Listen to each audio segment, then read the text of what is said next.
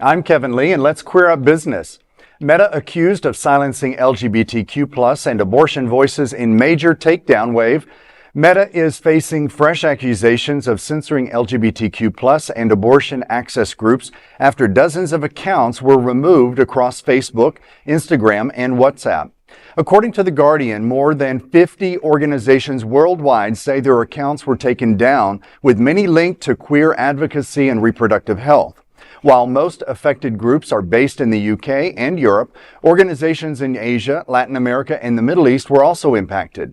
Martha Dimitrito of Repro Uncensored said, within the last year, especially since the new U.S. presidency, we have seen a definite increase in accounts being taken down, not only in the U.S., but also worldwide as a ripple effect. This has been, to my knowledge, at least one of the biggest waves of censorship we are seeing, end quote.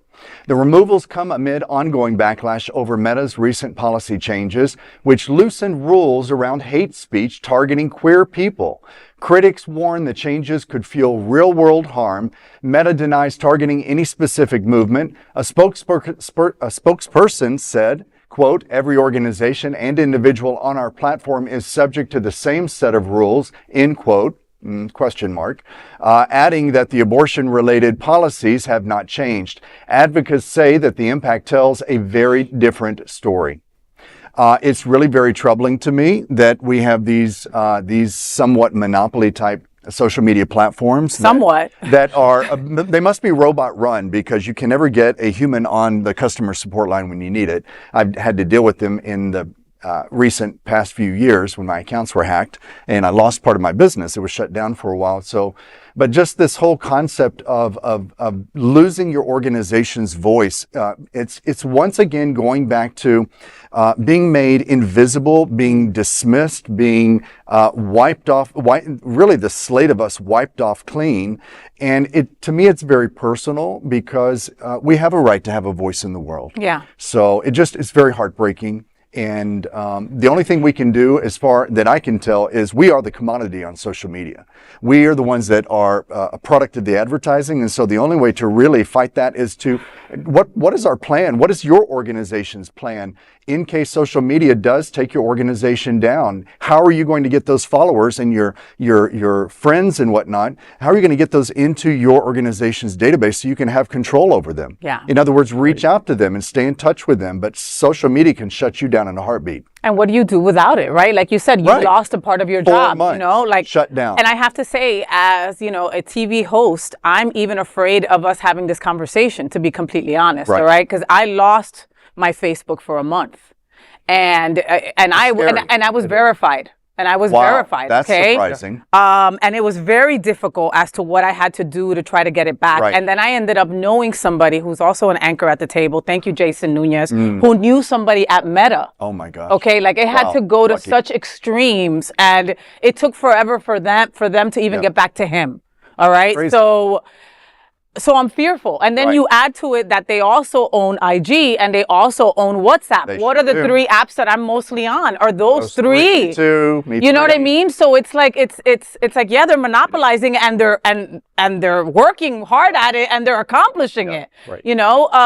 There is no rhyme or reason as to what you can do to combat them, right? Like my wife is like, stop being verified. Don't give them $1, right? But being verified was the only reason that I can even get in contact with a real person when this happened, right? So it's tough.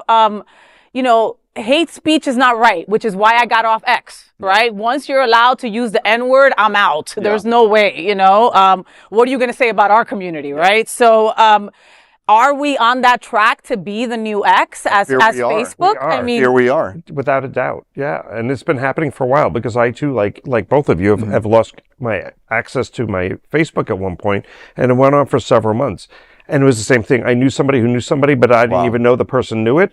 It was just one of those things. I mentioned it to another friend who happened to tell somebody who was in a room with people that one of them had influence over at Facebook. Wow. Because he was a legal representative for them. But I could not get my account back. And there is literally no one you can talk to. That's exactly right. There's no phone number. You can Google everything you can think of, and it's impossible to get a hold of a representative who's willing to listen to your story. Yes. You know, because they don't even tell you really why they took you down. They just take you down. No, and it was like, you're in review. We're reviewing. So, I mean, you're going to find a bunch of naked boys on my shit. You know what I mean? Like, what are you reviewing? Tell me now you're taking away this page. So, to your point, where will we be okay without Facebook, right? You have to understand that there might be a time that we'll lose Facebook. So now what? Where do we go from here, right? Where will you watch your Queer News Tonight, right? You're going to have to go on YouTube. You need to know that, you know?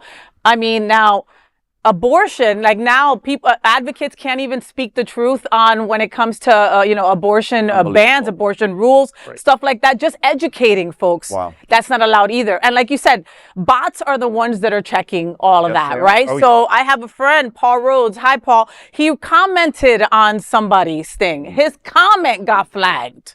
Crazy. You know, and for someone just reporting his comment, his Facebook account got taken down. I mean, bots. Yep. Yeah.